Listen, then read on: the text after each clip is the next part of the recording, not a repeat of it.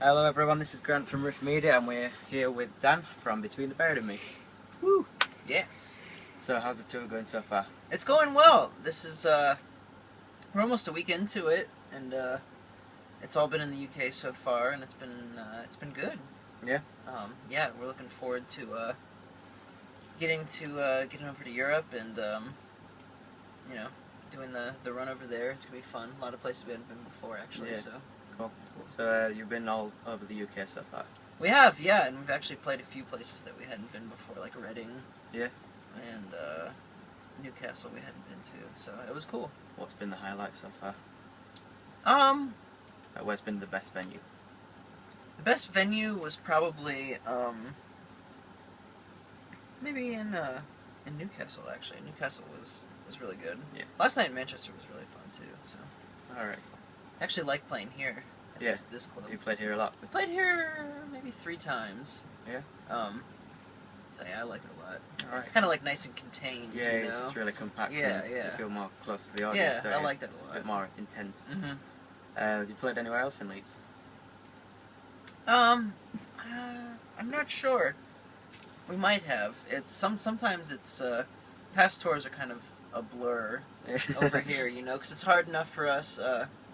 Honestly, because every day we're sort of in a city center like this, and so get on the bus, get off they're the bus all and very back, similar Yeah. to us, you know. And a lot of the times we're playing at like the academies or whatever, Mm. and it's almost kind of like, which one are we at now? Where You know, are I have we no now? idea. This place at least stands out a bit, so Yeah. yeah. Cool. What's it like touring with Periphery? Oh, it's cool. They share this vessel with us. Yeah. We've known them for a while before most of them were in the band. Yeah, they're cool guys. Yeah. They've certainly got quite a following over here, so Yeah, they have, it's yeah. cool. Have you toured with them before? Have you Right done before gigs with this them before? tour, we did a tour in the States. It was this big festival kind of tour, Summer Slaughter Mm.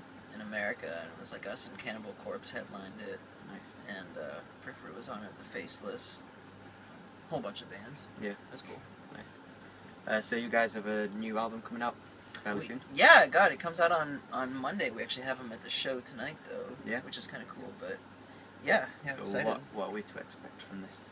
Well, the album, it's a lot of music. It's about 73 minutes worth of music, Yeah. and you know, to us, it really is our best record. It feels like we've been able to take ideas and concepts that maybe we tried in the past and really expand on them, Hmm.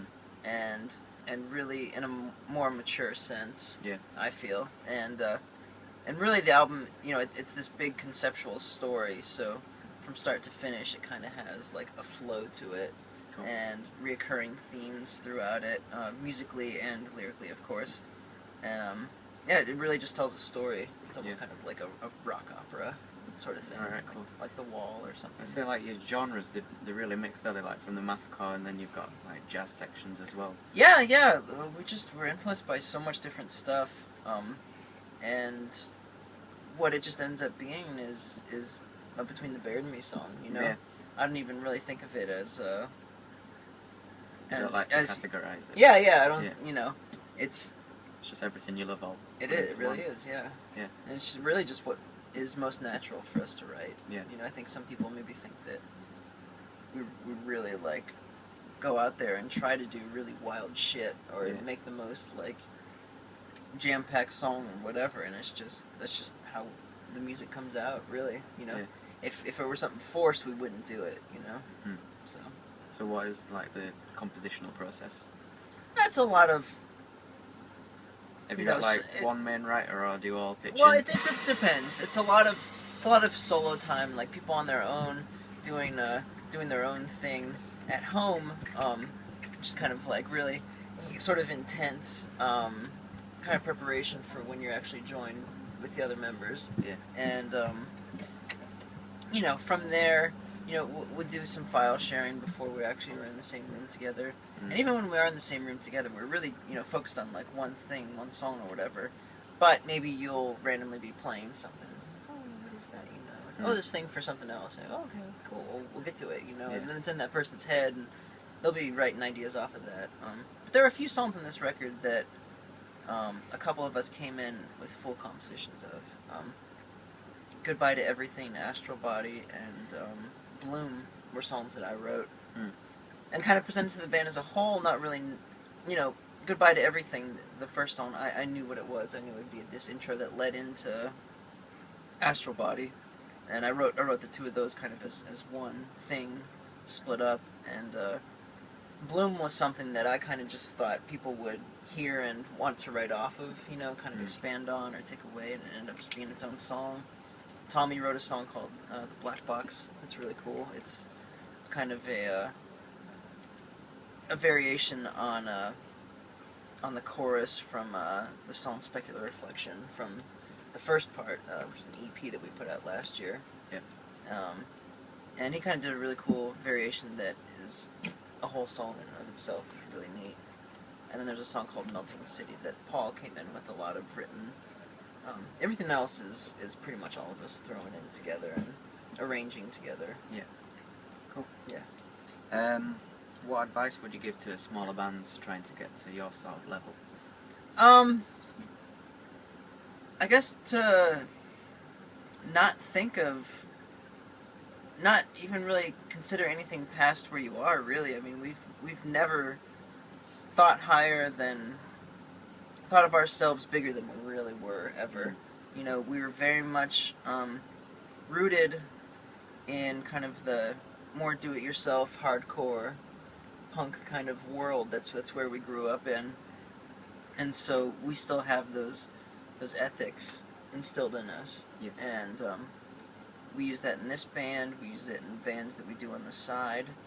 It's very important to be your own person and be able to, I don't know, especially nowadays, to really have more of a DIY sense, because you maybe don't need a manager as much if you're starting out, as much as it helps to like have a good online presence or something. You know, and that's something that's weird for us because we're kind of like old men when it comes to that sort of thing. You know, I don't understand Twitter, I don't do that. Yeah. But we know how to like tour our asses off and write music that's very stimulating and exciting to us. And you know, that's another thing. Just, you know, don't try to follow a trend. Don't try to be Between the Bear and Me Part 2, because there's just no point in that. That defeats the whole purpose of what we're doing. Is being yourself. We're being ourselves, and we're constantly trying to reinvent ourselves and reinvent what Between the Bear and Me is. And you know, just never shut yourself off from being influenced by anything that you hear is something that will get logged in your brain and be spit back out who knows when in a session of, you know, with musicians, who knows. And yeah, you know, just get wild. Yeah. Get weird. Cool. You've been on tour with a lot of big bands like Cannibal Corpse, Periphery, Protest the Hero. Who's been your favourite to tour with? Well, you know, we have favorites as like you know, bands who are some of my favorite bands. I got to tour with like Dream Theater, Cynic, Opeth, Mastodon. It was all great, and were bands that I loved since I was younger. But you know, there's a good handful of bands that we're really close with. The band The Red Chord is probably one of our the bands we're closest with, some of our best friends that we've had over the years, and probably the band that we've toured with the most.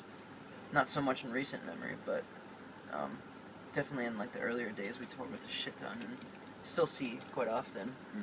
They're the best. Animals' leaders are really good friends of ours. Like, we took them on their very first tour ever in America, and then we got to bring them here last year for their very first tour of England and Europe. And actually, right after this tour, we're taking them to Australia, New Zealand, and Japan for their very first time. So we're just trying to take them all over the world with us, you know.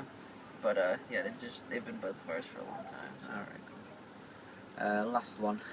Leeds is now the scene of a zombie apocalypse. You can save one band member. Who would it be? And why? Tommy, because we kind of have the most in common musically. Like, I I'm always, you know, him and I are the ones that come in with the most out there ideas, and ever since, like, when I joined when we were writing Alaska, there was stuff that hadn't been done before in the band that was way out there, that was very circusy, that I was writing, and he was the one that instantly was like, yeah, let's do that, we've never done something like that before. I was like, cool. So I think we could, you know, live and prosper together and the write best weird... person for defense as well. Yeah. When it comes to fighting off the zombies. Exactly. You gotta have a singer too. I can't write good vocal melodies, so. Or would be a weapon of choice. Oh Lord. I don't know. Or the nearest sharpest object, you know, whatever I could find. I've never fired a gun before, so I don't know how good I'd be at that. So. That's fair enough. First time for everything there. Yeah. Probably a baseball bat. What am I saying? She's just gonna grab a baseball bat and just beat the shit out of whoever I see. Cool. Right. Well, thank you very much. Yeah. And good luck with the rest of the tour. Thank you so much. Thank you.